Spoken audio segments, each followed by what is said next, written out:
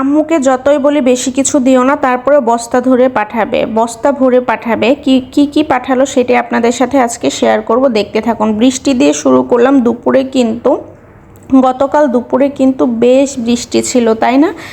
বেশ বৃষ্টি বলতে অন্ধকারটা যেমন করেছিল বৃষ্টিটা তেমন ছিল না, মোটামুটি ছিল আর কি বৃষ্টিটা, কিন্তু অন্ধকার অনেক ছিল, যেটা দেখতে ভালো লাগে। আমার কাছে বৃষ্টির চেয়ে বৃষ্টির আগ মুহূর্তটা দেখতেও ভালো লাগে, এবং বৃষ্টি উপভোগ করি, কিন্তু আগ মুহূর্তটা কেন যেন বেশি ভালো লাগে।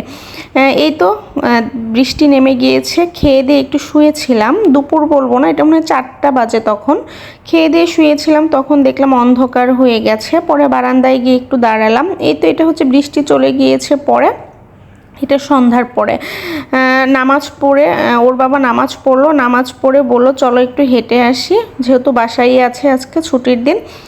পরে এই তো এরকম কার কার হয় বলেন, ছোটোবেলায় মনে হয় সবারই হতো, তাই না? আমি খেয়াল করি নাই, মেয়ে উল্টো করে জুতো পরে বের হয়ে গিয়েছিল, ওইটাই নিচে গিয়ে ঠিক করে নিল, সোজা করে পড়লো। এই তো এখানে বাইরে থেকে মোগলাই এনেছি, মোগলাই পরোটাটা খেতে আমার কাছে অনেক বেশি ভালো লাগে।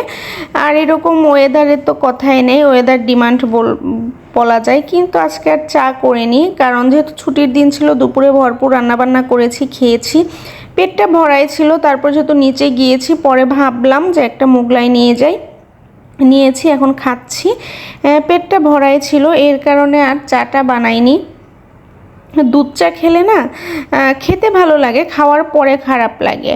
আর এত বেশি চা পাতা হয়ে গিয়েছে, না খেয়েও পারছি না। আমি দেখা যায় চা পছন্দ করি, কিন্তু এখন আরও রেগুলার খাচ্ছি, চা পাতাটা ঘর ভর্তি। আবার শেয়ার করব, আবারও বাসায় চলে এসেছে চা পাতা, এটা পরে আগামী ব্লগে শেয়ার করব আপনাদের সাথে অবশ্যই। একজন ইন্ডিয়া গিয়েছিল, ইন্ডিয়া যাক যেখানেই যাক চা পাতা আসবে আমার ঘরে, যেই যাক, সেটা আমি না যাই। সিলেট গেলে আসবে, চিটাগং গেলে আসবে, ইন্ডিয়া গেলেও দেখি এখন আসে। যাই হোক, এই তো মা কি পাঠালো সেটাই আপনাদের সাথে শেয়ার করছি। এখানে তার নাতিনের জন্য দেশি মুরগির ডিম পাঠিয়েছে, অনেকগুলো মাছ পাঠিয়েছে। এগুলো কিন্তু কিনে পাঠায়নি, এগুলো আমাদের পুকুরের মাছ। এই ছোট মাছগুলো হচ্ছে বাইরের পুকুরের, এখানে প্রত্যেকটা মাছই হচ্ছে বাইরের পুকুরে, যেটা বলে দেশি মাছ। মানে বাইরে যে পুকুর কাটা থাকে, একটা তো আছে যে পালা মাছ, যেটার মধ্যে মাছ ছেড়ে পালন করে, সেটা হচ্ছে পালা মাছ বলি আর আমরা। আর যেটা হচ্ছে বাইরের পুকুর, যেটা আসলে বাইরে থেকে আসে, যেমন এখন কিন্তু বর্ষা মাস, তাই না?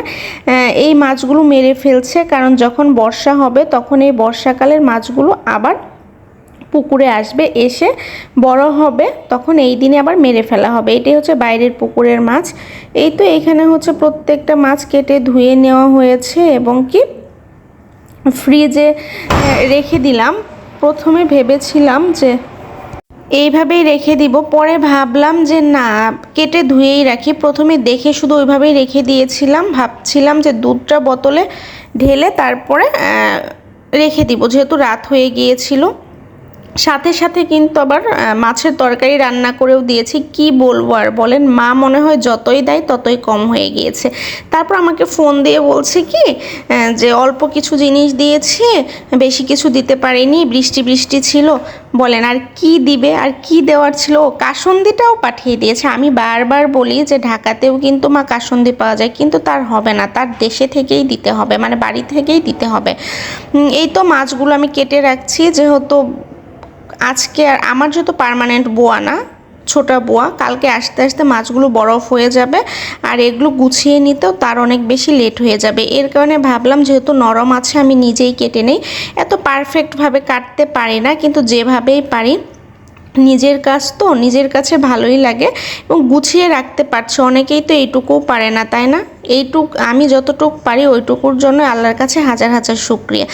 মাছের পিসগুলো কিন্তু বাঁকা হচ্ছে, তারপরে তো নিজের কাজ নিজে করছি, তাই না? এর মধ্যে একটা আনন্দ আছে। এই তো একটা মাছ কাটা হয়ে গেছে, রুই মাছ আর কাতল মাছটা কাটা হয়ে গেছে। এখানে হচ্ছে সরপুঁটি মাছ। পুঁটি মাছের কিন্তু দুইটা ভার্সন হয়, একটা হচ্ছে দেশি পুঁটি আর একটা হচ্ছে সরপুঁটি। এই সরপুঁটি মাছগুলোর মধ্যে ডিম ছিল, কাটার পরে দেখতে পাচ্ছি সবগুলা মাছের মধ্যে ডিম ছিল। এই মাছগুলো যেহেতু শুধু ভেজেই খাওয়া হয়, সেহেতু দুইটা পিস করে রাখছি। আনাম ভাজি করলেও হয়, কিন্তু মাছগুলোর পরিমাণ বড় ছিল, মাছগুলো বড় ছিল দেখে দুইটা ভাগ করে নিলাম। আর এখন যে কাটছি এই মাছটা ছোট ছিল, এর কারণে আনামি রেখে দিয়েছি। আসলে কি বলবো, এগুলো কিন্তু কেটে ধুয়ে পরিষ্কার করে দিয়েছে একদম। আমি শুধু কেটে প্যাকেট করে রাখবো, এটাই হচ্ছে মা বলেন। তাহলে আমি কিভাবে আমার মায়ের জায়গাটা আরেকজনকে আমি বসাবো? আমি তো পারবোই না। আমি সব সময়ই বলি যে মায়ের ভালোবাসার মতো তো দুনিয়ার কোনো কিছুর ভালোবাসাই হবে না। যখন দেখবেন আপনাকে একটা লোক মায়ের চাইতে বেশি ভালোবাসছে, তখন ভাববেন এই ভালোবাসার মধ্যে কোনো ভেজাল আছে। কারণ মায়ের চাইতে দুনিয়াতে কেউ বেশি ভালোবাসতে পারে না, আমার ধারণা থেকে বলছি। কার কাছে কি আমি জানি না। এই তো একটা মাছ দেখতে পেরেছেন, ওটা হচ্ছে বাটা মাছ ছিল। অনেকে পুঁটি মাছও বলে, বাটা পুঁটি বলে, আমরা বাটা মাছই বলি। ওই মাছটাও ধুয়ে নিলাম। ওই মাছটাও কিন্তু ভাজি খেতে, আলু দিয়ে খেতে বা বিভিন্ন সবজি দিয়ে খেতে ভালো লাগে। আর এই তো এটা হচ্ছে মলাই মাছ, আমরা মলাই মাছ দুইটা নামই বলে থাকি। এগুলো হচ্ছে একটু ভালো করে ধুয়েই দিয়েছে, তারপরে একটু পানি দিয়ে ধুয়ে নিচ্ছি। ধুয়ে আমি যেহেতু ভাগ করে রাখবো এর কারণে। আর এই তো এইটা হচ্ছে আরেকটা মাছ। এই মাছের নাম কি পোনা যেন বলে, আমি আসলে জানি না। আমি মাছের নাম বলা তো এত বেশি পারদর্শী না। এই তো মাছগুলো দেখতেই পাচ্ছেন কত সুন্দর করে ধুয়ে ছোট ছোট পলি করে নিয়েছি। মানে আমার একদিনে যতটুক লাগবে, আমি বারবারই বলি বাসি খাবার আমি পছন্দ করি না। আমার একদিনে যে খাবারগুলো লাগবে বা যে মাছগুলো লাগবে সেগুলোই আমি সুন্দর করে গুছিয়ে নিয়েছি। এখানে অনেকগুলো মাছ ছিল। এই তো আমার ফ্রিজটা কিন্তু ফাঁকা ছিল, আর আজকেই ভরে গেল। 20 কেজি দুধ বলেন, 20 কেজি দুধেই তো আমার এই ফ্রিজ ভরে যায়। তার মধ্যে এতগুলো মাছ, আগের ছিল কিছু মাংস, কিছু খাবার আছে, শুটকি আছে। দেখতে পাচ্ছেন আমার ফ্রিজে তিল পরিমাণের জায়গা নেই। এমনই হয় আমার, কিন্তু কেনা জিনিস দিয়ে ফ্রিজ ভরে তেমন না। আমার মা যে পাঠায় সেই জিনিসগুলো দিয়েই ফ্রিজ ভরে যায়। মানে এই ফ্রিজে শুধু আমার ভালোবাসার জিনিসগুলোই থাকে। এই তো মা যে তরকারিটা দিয়েছে আমাকে, কালকেই বলেছে ফোন দিয়ে যে আজকে কিছু রান্না করো না, আমি শোল মাছের তরকারি পাঠাবো ভুনা করে। কারণ সাবিহার বাবা শোল মাছটা খেতে অনেক বেশি পছন্দ করে। আর এ তো দুধ খাচ্ছে, নানার খামারের গাভীর দুধ। সে তো সব এটা খেয়েই বড় হচ্ছে। মানে যেদিন থেকে ও গাভীর দুধ খাওয়া শুরু করেছে ওই দিন থেকে নানা বাড়ি থেকেই পাঠায় এর জন্য। এই তো খাচ্ছে। আর এটা হচ্ছে পরের দিন সেই মলাই মাছের মতো আরেকটা যে মাছ ছিল, কি পোনা যেন বলে, সেই মাছ আলু দিয়ে রান্না করছি, মাখিয়ে বসিয়ে দিয়েছি। আর ফুলকপি দিয়ে কাতল মাছ রান্না করব। ফ্রেশ মাছ খেতে যে কি মজা, আমার কাছে অনেক বেশি ভালো লাগে ফ্রেশ মাছ খেতে। কারণ সবসময় ফ্রেশ মাছ খেয়ে অভ্যস্ত তো, কোনটা ফ্রেশ আর কোনটা ফ্রিজে রাখে এটা আমি বুঝতে পারি খুব সহজেই। আর ফুলকপি এনেছি, গরমের সবজি খেতে খেতে এখন আর ভালো লাগছে না। দেখলাম বেশ ফুলকপি, পাতাকপি, মানে শীতের যে সবজিগুলো না সবই এখন পাওয়া যায়, খেতেও কিন্তু খারাপ লাগে না। আমার কাছে ভালোই লাগে। আমি আজকে এনেছি, অনেক দিন যাবত দেখছি, যেহেতু আমার ফ্রিজে সবজি ছিল সেগুলো শেষ করেই তো আনতে হবে, এর কারণে সবজি শেষ হয়েছে। আজকে বাজারে গিয়েছিল, এনেছে। এই তো ফুলকপিটা কিন্তু আমি ভাপ দিয়ে নিয়েছি, হালকা সেদ্ধ করে নিয়েছি। মানে এটা হচ্ছে শুধু যে মেডিসিনগুলো আছে এগুলো যেন পড়ে যায়। যেহেতু শীতকালীন সবজি গরমকালে পাওয়া যাচ্ছে, সেহেতু অবশ্যই এখানে সারের পরিমাণ বা মেডিসিনের পরিমাণ বেশি আছে। এর কারণে আমি হালকা করে ভাপ দিয়ে নিলাম গরম পানিতে, যাতে কিছু হলেও মেডিসিনটা চলে যায় পানির সাথে। এটা আসলে পুষ্টিগুণের কথা চিন্তা করে খাচ্ছি না, মুখের টেস্টের কথা বা রুচির কথা চিন্তা করেই খাচ্ছি। কারণ রুচির টেস্টের জন্য এখানে আলু দিয়ে দিলাম।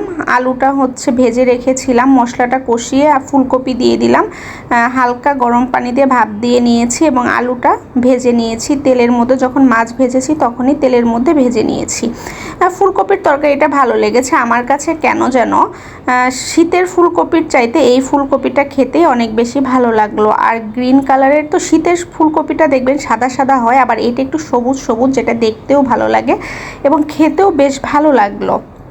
হ্যাঁ, কার কাছে কেমন লাগে জানি না, কিন্তু আমার কাছে ভালো লাগলো। যদি আপনাদের কাছে ভালো লাগে অবশ্যই লাইক, কমেন্ট, শেয়ার এবং সাবস্ক্রাইব করে পাশে থাকা ছোট্ট বেল আইকন বাটনটি ক্লিক করে দেবেন, যাতে নতুন কোনো ব্লগ ছাড়া মাত্র আপনাদের কাছে নোটিফিকেশন চলে যায়, আপনারা সেটি সহজেই দেখে নিতে পারেন। এই তো তরকারি রান্নাটাও হয়ে গিয়েছে প্রায়। এখন আমি ধনেপাতা দিয়ে দিব। ধনেপাতা দিলেও কিন্তু, ধনেপাতাও এনেছি আজকে, এগুলো কিন্তু শীতের সবজি, যেহেতু শীতের সবজি খাবো, ধনেপাতা দেবো না তা কি হয়? আল্লাহ হাফেজ।